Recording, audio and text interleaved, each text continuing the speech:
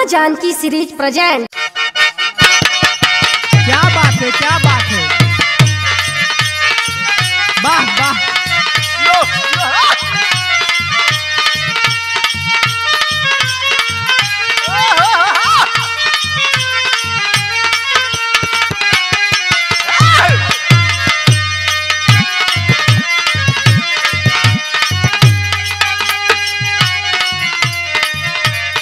का है भौजी?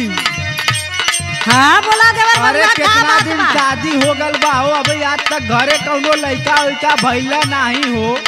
तो तोहर का विचार बा बतावा। ला तब सुना, बड़का भैया के तेज ना सुतैबू भौजी,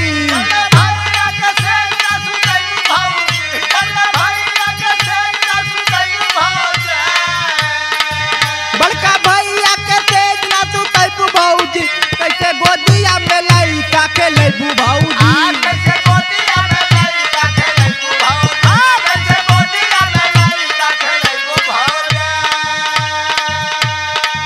इधर देखा तो हर मन बाकी हम लड़को होके बैठी का। अरे सबके घरे लइका भल बाटे, अपने घरे कोनो खिलावा बाटे नहीं बाटन हो। हमार बात सुना, हम बतावत है। बोला, खेल खाए का बाऊ मारा हमार देवारू, खेल खाए का बाऊ,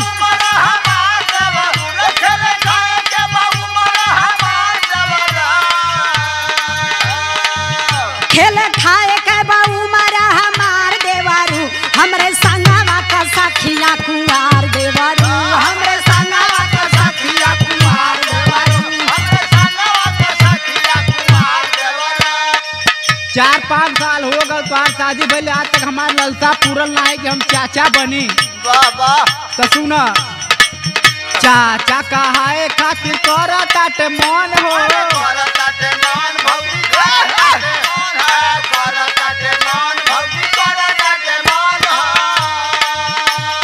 लक्ष्मी कहालू भौजी कुलावा के धन हो,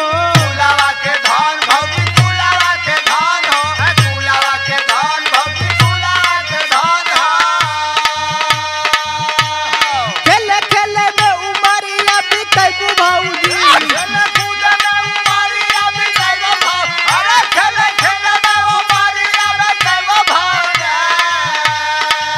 खेले खेले में समैया गवैबू भौजी, बोला गोदिया में लइका के लेबू भौजी।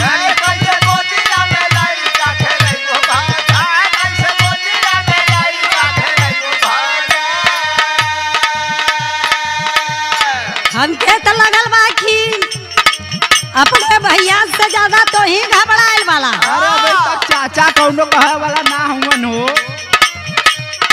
अपने भैया से ज्यादा बड़ा घबराइल,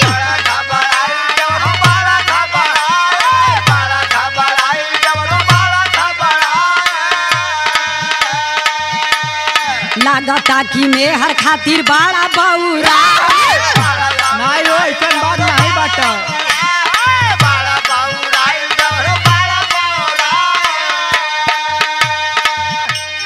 कई साल सोहर ना सुनाई देवारू, कई साल सोहर ना सुनाई देवारू,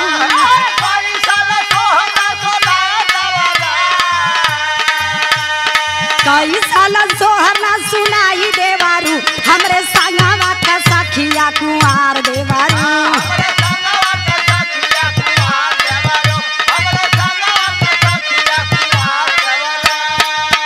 सुना सुना, तोहार सखिया कुआर बाड़ी, तू तो कुआर नहीं बाटू ना।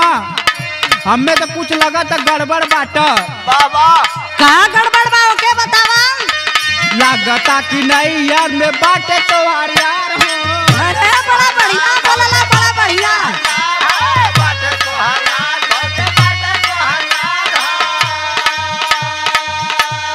महेंद्र सुरेश के पटौतू भौजी,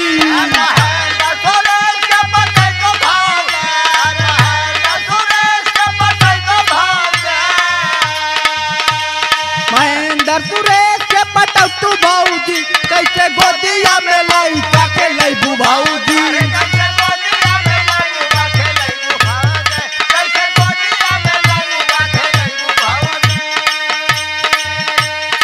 हई देखा कितना तू कहबा हम तोरे बात में आवा वाला ना बाड़ी। अच्छा अच्छा कितनो खुशी लाई बा बीताई 5 साल हो। अच्छा अच्छा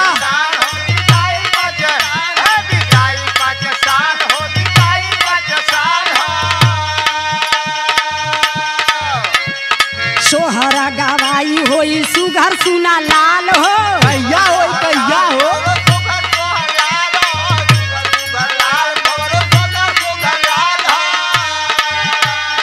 रागिनी महेंद्र दिलादार देवारू, रागिनी महेंद्र दिलादार देवारू, हमरे संगवा का सखिया कुमार देवारू, हमरे संगवा का सखिया कुमार देवारू।